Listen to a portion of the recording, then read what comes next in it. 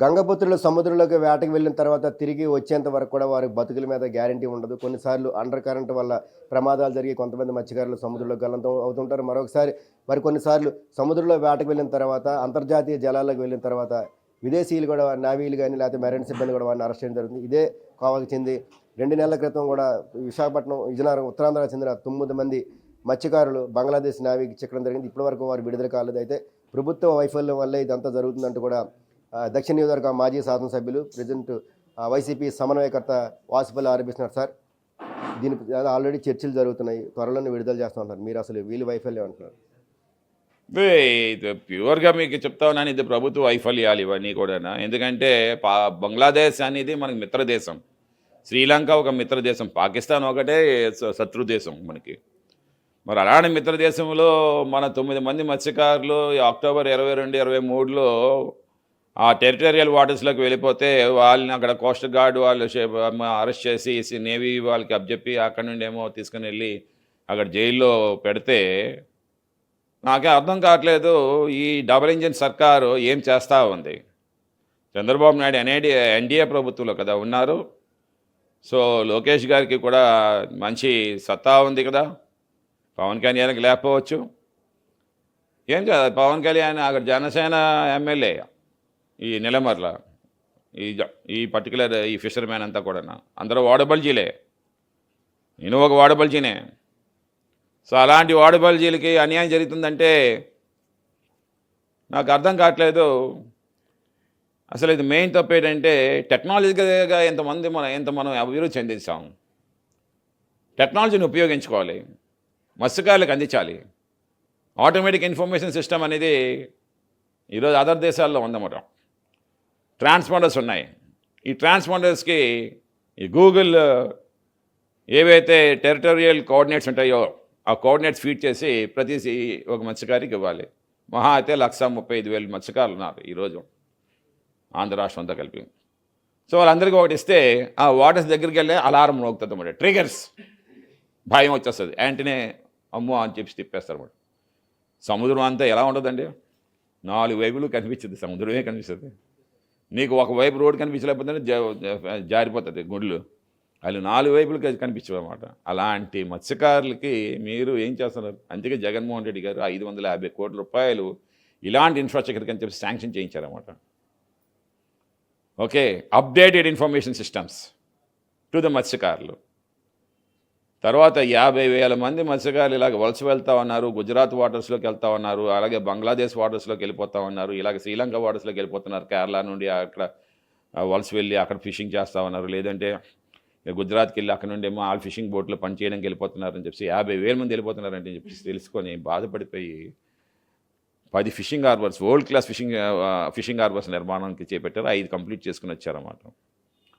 అవి ఆపేశారు ఈ గవర్నమెంట్ వచ్చిన తర్వాత. 3,800 కోట్లు, 6 ఫిష్ ల్యాండింగ్ సెంటర్స్ ఆపేశారు ఈ గవర్నమెంట్. అసలు ఏంటంటే ఇవి కూడా ప్రైవేటైజేషన్ చేసేస్తారా? చేసేయండి, మీకు ఏం కావాలి? ఇంకా మీ ప్రభుత్వం నడుస్తుంది, ఆదానికి ఇచ్చండి ఈ ఫిషింగ్ హార్బర్లు అన్నీ కూడా. మా మత్స్యకారులకు కూడా సంవత్సరం నెలకు ఒక 50,000 జీతం ఇచ్చామని చెప్పాను ఆదానికి. అతని కోసమే ఫిషింగ్ చేస్తాం మేము. ఏమో చేయొచ్చా మనం? ఇప్పుడు ఈ బంగ్లాదేశ్లో చిక్కుపోయిన మత్స్యకారులకు సంబంధించి ఏం కోరుకుంటున్నారు మీరు? జనరల్గా అయితే అక్కడ ఆల్రెడీ నెగోషియేషన్ జరుగుతుందండి. ఈరోజు బంగ్లాదేశ్ చేతుల్లో చిక్కుపోవడం కాదు, ఈరోజు కూటమి ప్రభుత్వంలో చిక్కుపోయాం మేము.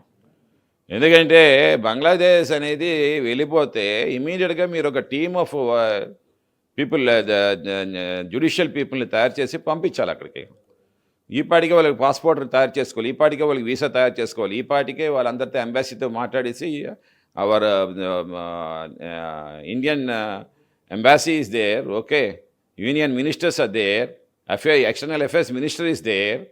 అలాగే మన ఆంధ్ర రాష్ట్రంలో main Rammohan from the Srikakulam జిల్లా central minister is there. These all people are the colleagues కదా. అక్రాస్ ద టేబుల్ కూర్చొని ఎక్స్టర్నల్ అఫైర్స్ మినిస్టర్ మాట్లాడి ఏమయ్యా how many days it takes అని చెప్పి ఎవ్రీడే వెళ్ళి పేద ప్రజల యొక్క గోసం మీకు తెలియట్లేదండి. ఆ బాధ ఎంత ఉంటుందో తెలియదండి, తెలుసుకోవాలండి. ఒక వయసు వస్తే కానీ వీళ్ళు ఎవరు తెలియదండి. చంటి పిల్లడు కాదు, వినో, చంటి పిల్లడు ఏం తెలుస్తుంది ఇతనికి? బాధలు ఎలా ఉంటే తెలుస్తుందా? గర్భిణీ స్త్రీ భర్త అక్కడ ఉంటే ఏమవుతుంది? అబార్షన్ అయిపోద్ది అవి తట్టుకోలేక. మత్స్యకారులు కాబట్టి మేము ఆ చేప మొక్క తిని కారం తిని మేము బతుకగలుగుతున్నాం, కానీ ఈ బాధలన్నీ భరించగలుగుతున్నాం. కానీ చూసుకోండి మీ ఇంట్లో ఎవరికైనా ఇలా జరిగితే. ఇవన్నీ మీ కష్టాలు తెలిసిన వాడే ఎందుకనండి రావాలండి మినిస్టర్స్ కింద. కష్టాలు తెలియాలండి. ఒకరోజైనా సరే గంజినీళ్ళు ఇంట్లో తాగాలండి. కలెక్టరేట్ బొక్క ఓకే 3 పూట్ల భోజనాలు మాకు తెలుసు. 3 పూట్ల భోజనం ఉండదు. అంబలు తినేవాడమే, గంజనోనో ఉప్పు చేప తినేవాడమే. మాకు తెలుసు ఈ కష్టాలన్నీ. నువ్వు ఎప్పుడైనా గంజన తిన్నావా రామ్మోహన్? లోకేష్ నువ్వు ఎప్పుడైనా అంబలు తిన్నావా? నువ్వు ఎప్పుడైనా సరే ఉప్పు చేప తిన్నావా? నీకేం తెలుసు అది కష్టాలు? పవన్ కళ్యాణ్ నువ్వు ఎప్పుడైనా తిన్నావా? సో అందుకే మీరు అర్థం చేసుకోండి. కష్టాన్ని అర్థం చేసుకునే వాళ్ళని అక్కడ పెడితే ఆ సీట్లోని ఈరోజు మత్స్యకారులతో తరపున మాట్లాడే ఒక మినిస్టర్ లేడండి బాబు. అక్కడ మత్స్యకారులకు ఒక మినిస్టర్ ఇవ్వండి, మత్స్యకారులకు ఒక మినిస్టర్ ఇవ్వండి. కనీసం ఆ పనులన్నీ చేస్తారన్నమాట. So I'm saying this government has failed utterly. I'm telling whatever you say, the collector or whoever it may be, I'm telling, whoever it may be, okay, గవర్నమెంట్లో చిత్తశుద్ధి ఉండాలి. అప్పుడు కలెక్టర్లు బాగా పనిచేస్తారు. Every day you say talk to the collector and ask him to give the feedback what's happening. ఈ అంబాసీ చేయవలసిన పనులు ఇక్కడ కలెక్టర్ ఏం చేస్తారు? సెంట్రల్ గవర్నమెంట్ పెట్టాం ఆల్రెడీ, పెడితే అయిపోద్ది ఏంటండి? నెగోషియేషన్ అయిపోద్దా? వెళ్ళిపోవాలి అక్కడికి. ఒక గ్రూప్ ఆఫ్ మెంబర్స్ వెళ్ళిపోయి కూర్చొని పని చేయించుకొని రావాలి. పాస్పోర్ట్ తీసుకొని వెళ్ళిపోయి అక్కడ వీసా తీసుకొని వెళ్ళిపోయి అక్కడ 3-4 వెళ్ళి ఆ పని చేసుకొని వచ్చేస్తే వాళ్ళకి వీసాలు అన్నీ తయారు చేసి. లేదంటే ఇప్పుడు ఏమో రిలీజ్ చేశారు అనుకోండి ఢాకా గవర్నమెంట్, మళ్ళీ అన్నీ ఎత్తుకెళ్ళిపోతారు, పోయి అన్నీ జైలు వేసేస్తారు. ఎందుకని వీసా లేదని చెప్పేసి. అదొక కేసు. ఇవన్నీ తెలీదా? ఎందుకు తెలీదు? ఎందుకని చంటి పిల్లడు.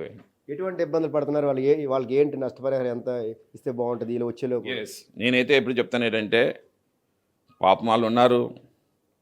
ఇక్కడ ఉండే కుటుంబాలు బాగుపడాలంటే అంటే అట్లీస్ట్ ఇవన్నీ ఆర్డర్స్ అని ఫేస్ చేయాలంటే ఒక 5 లక్షలు ఇమీడియట్గా రిలీజ్ చేయండి. 5 లక్షలు ఏం కష్టం కాదు కదా ఈ గవర్నమెంట్కి ఇవ్వడానికి. 9 కుటుంబాలకి 45 లక్షలు అవుతుందన్నమాట. నీ పాకెట్లోంచి ఇవ్వండి. తరతాలు వచ్చిన తర్వాత ఇంకొక 5 లక్షలు ఇవ్వండి. ఓకే, కుటుంబం మనశ్శాంతిస్తుంది. అందుకని మీరు చేయట్లేదు కాబట్టి ఈ రోజు వరకు రూపాయి ఇవ్వలేదు కాబట్టి రేపు ఆ కుటుంబాలని ఆ జనాన్ని తీసుకుని వస్తున్నాం.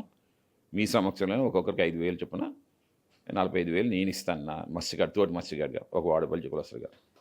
బంగ్లాదేశ్లో చిక్కిపోయిన మత్స్యకారులకి ఖచ్చితంగా వీలైనంత వేగంగా వారిని బయటికి తీసుకురావాలని కూడా మాజీ ఎమ్మెల్యే వాసుపల్లి గణేష్ కుమార్ అయితే డిమాండ్ చేస్తున్నారు. ఇప్పటికే వాళ్ళ కుటుంబాలన్నీ కూడా ఆర్థికంగా అనేక ఇబ్బందులు పడుతున్నాయి. వాటిలో కొంతమంది కూడా నెలలు నిండిన మహిళలు కూడా ఉన్నారు. వారు మానసికంగా కూడా అనేక ఇబ్బందులు పడుతున్నారు. వీరందరికీ కూడా ఇమ్మీడియట్గా కూడా 5 లక్షల నష్టపరిహారం ఇచ్చి ఇమీడియట్గా వాళ్ళకి పాస్పోర్ట్లు అన్నీ చేయించి ఢాకా ప్రభుత్వంతో మాట్లాడి వాళ్ళని వీలైనంత వేగంగా వారిని విడుదల చేయించాలంటే కూడా వారిని డిమాండ్ చేస్తున్నారు. Video journalist Nagaraj, video journalist రాఘవతో రాము, అభినవ్ భారత్, విశాఖపట్నం.